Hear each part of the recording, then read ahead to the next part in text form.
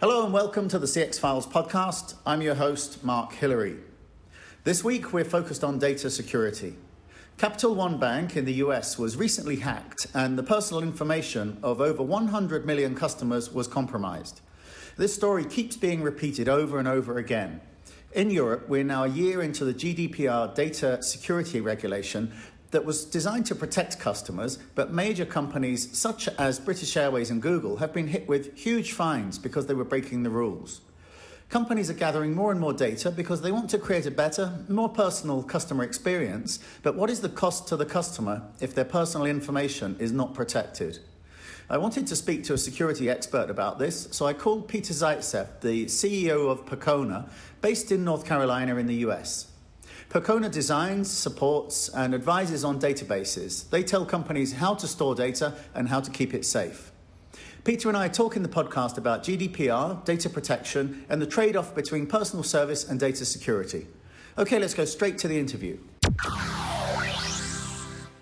Okay, so it's been about a week, or maybe just over a week now, since the Capital One hack was announced, which was involved over 100 million different customers' personal details.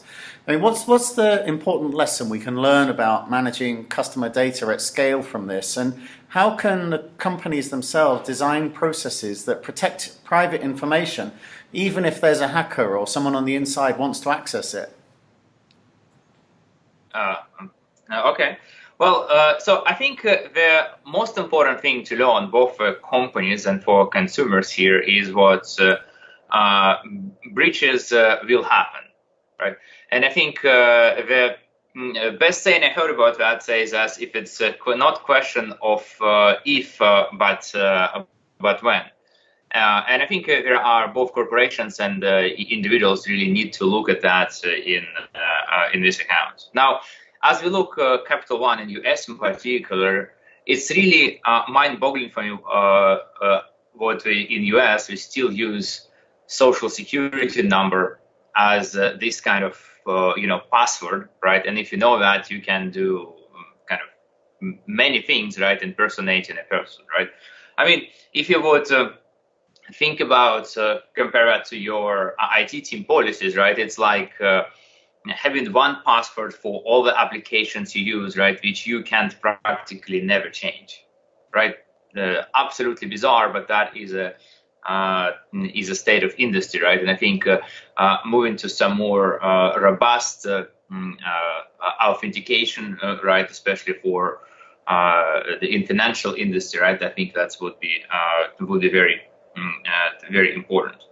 Now, if you look at particularly for the companies, I think it's very important to have a strong security basics.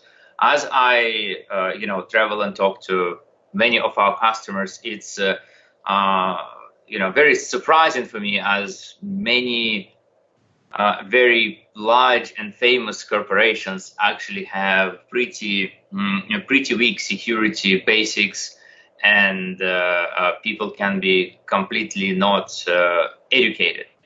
And I think what is interesting in this case is many of those companies have actually very strong security policies on top, but they really fail to implement that and enforce that from a top down. And people who are actually handling that data and take decisions on the low level, right? They do not really follow those policies as we should. Mm-hmm. And I mean, how much is this to do with the cloud? Because a lot of analysts are suggesting that there's been a rapid move to use the cloud, but this is reducing the ability to lock down private information. I mean, are companies just not managing their data when it's accessed from a cloud database, or are they overlooking other kinds of security procedures? Yeah, well, I think that is a great question. And I think when you look at security, the cloud is both a best thing and a worst thing, which happens to the data security at the same time, right? Because from the negative side is cloud implies what everything is software defined now, right? And that means what the walls you built by those software controls can be also undone by the software controls and software controls alone, right? And that means potentially with getting credentials, maybe some social engineering, you can potentially hack that. You cannot really use that old-fashioned physical separation and protection as you could in the legacy systems, right? When you have certain things which are, physically separated from the internet, right? And I think if you look at the best of breed security installations, right, thinking, military or nuclear reactors, right? That is still their state of art, right? And requirement for most secure facilities, right? But I think more important here, what happens with the cloud is maybe overpromise, right? Because if you think about how cloud services are often advertised, it's kind of, hey, we are fully managed. You move to the cloud, all your problems are going to disappear. You don't need to have those ton of ops people anymore, right? Cloud is just going to be magically doing that for you. And that is just not a reality, right? I mean, security in particular, right? And if you look at the cloud vendors in a small print somewhere, they tell, hey, security is shared responsibility. We provide you the tools to help you to make yourself secure. But if you are not using those tools, there is nothing you can do about that. And I think this fine print, this shared responsibility message doesn't quite make it all the way up, right, as it should, compared to cloud, this magic which solves everything message. Yeah, that's interesting because like Gartner recently suggested about 7 out of 10 new databases are cloud-based. So is there like a faster push on the business side that then people can cope with on the security side of things? Yes, I think the databases are in particularly interesting here, right? Because the databases is typically where we have the most sensitive data stored, and it's also stored in the most convenient format, right, for somebody hack and misuse. Like you would have a table with all the name, email, security, social security numbers, addresses, right, for millions and millions of people. Oh, if I have that, that's very convenient, very fantastic, right? I don't have to, download thousands of documents and scan them if I can find bits and pieces here and there, right? I think what is interesting with the cloud and database in particular, the many projects, they kind of started more as a sandbox project, right? Some company groups saying, hey, you know what? We have been empowered as a development team. We can have our own choices. Now we're going to go and run some database to the cloud because that is faster, more convenient than working with a corporate IT team, right? And that is fantastic, but the development team left to their own devices, they often optimize for convenience for themselves, for agility, and not for security, right?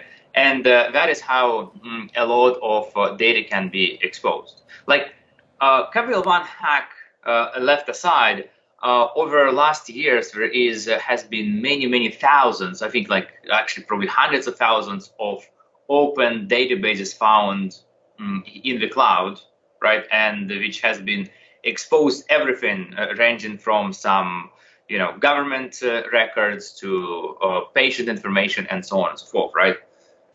Due to some very basic security management mistakes. Yeah, that's interesting. Yeah. Well, now in Europe, they have the GDPR regulation, and we've seen major companies like Google, British Airways, they've been fined large amounts for misusing and allowing data breaches to take place. But are these rules and standards actually improving anything for the customers? I mean, in the United States, it seems that the entire nation needs a review of how data is managed and secured. So could they focus on something similar to the European standards, and would they be able to do that? Well, let me be a Russian cynic for a second, right? And I think the first question which we'll need to figure out here, right, to what extent this is a consistent application of the rules, and to what extent these are just a couple of showcase scenarios when a few very big companies are being fined, right, and everything else kind of gets away with that for free. Actually, GDPR is not the first privacy related regulation, even in Europe, right? Even though it's perhaps the most known one. And I have looked at the statistics when GDPR was going into effect about how those previous rules were enforced. And over a few years, you can see, well, out of, let's say, 20,000 complaints, right, or there would be only handful of cases which would actually go to the enforcement action, right? So the previous regulation, the enforcement was really very low, right? And I think that's one of the reasons why it didn't work quite well. So I think that is one side here. Now I am obviously for the stronger privacy standard and controls, but I think we also need to ensure what those regulations and standards, they are very clear. One of the problems I see with GDPR, because, well, obviously we needed to implement that as well as other companies, though obviously at much smaller scale, is a lot of things are not very clear, right? And that really opens up people to uncertainty about what exactly we have to implement to be actually on the good side. And what we also need to ensure is what it doesn't add so much friction, so only largest companies like Google's and Facebook can implement them, because frankly, if we will prevent from small entrepreneurship business from being able to provide services in the internet, right, that's lack of competition will in the end leave consumers worse, right, and more open for abuse by those large corporations, not less. Mm-hmm. Okay. Yeah, and I mean, this is interesting when it comes down to the customer experience as well, because companies that are gathering a lot of personal information can actually create a lot of deep insight into the preferences and the behavior of that customer. So do you think that we're going to see, is there a problem comparing companies that are gathering lots of information and using information on customers compared to companies that are maybe there's more friction and it's more difficult to deal with them, but we feel more secure with them because they're not gathering so much information? I mean, do you think that we might see a separation between these different types of company then?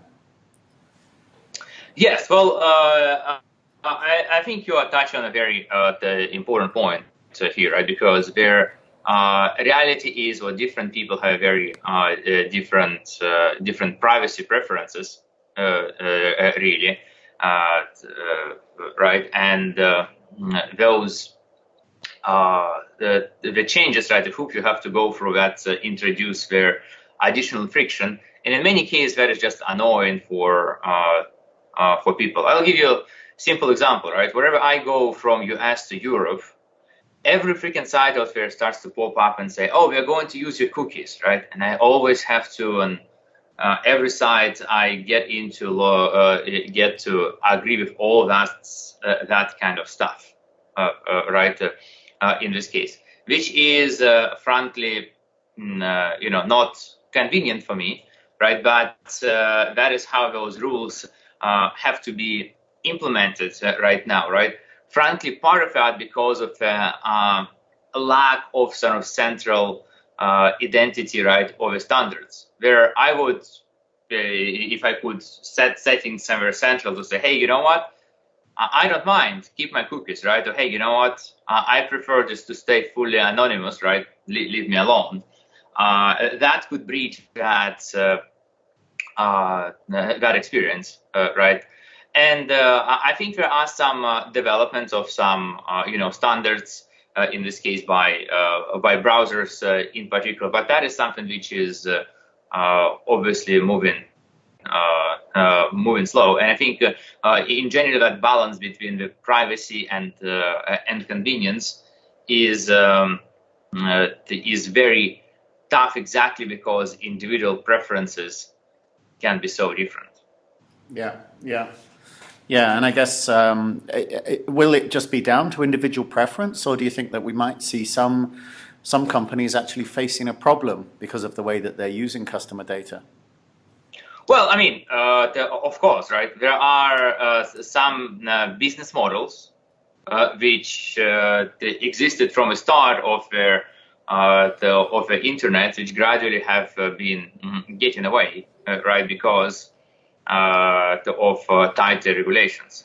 When I started with internet, right, and that was late 90s, that was absolutely wild west, right? You could, for example, send any spam you like, right, and you get away with that. And there have been businesses based on that, right, which then gradually were reduced, right, with tighter spam regulations, right? I think there have been also a number of companies more recently which had their business on misusing and abusing customer information, which had a crackdown. So, for example, if we all have heard about the Cambridge Analytica, right, company which pretty much got collapsed after their business practices were understood and exposed.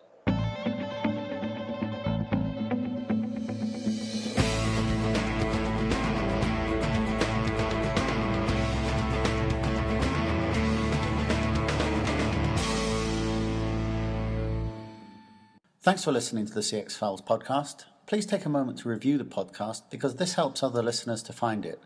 And if you have any suggestions, then get in touch with me on Twitter or LinkedIn. I'm at Mark Hillary with 2 L's, or just search Google for Mark Hillary.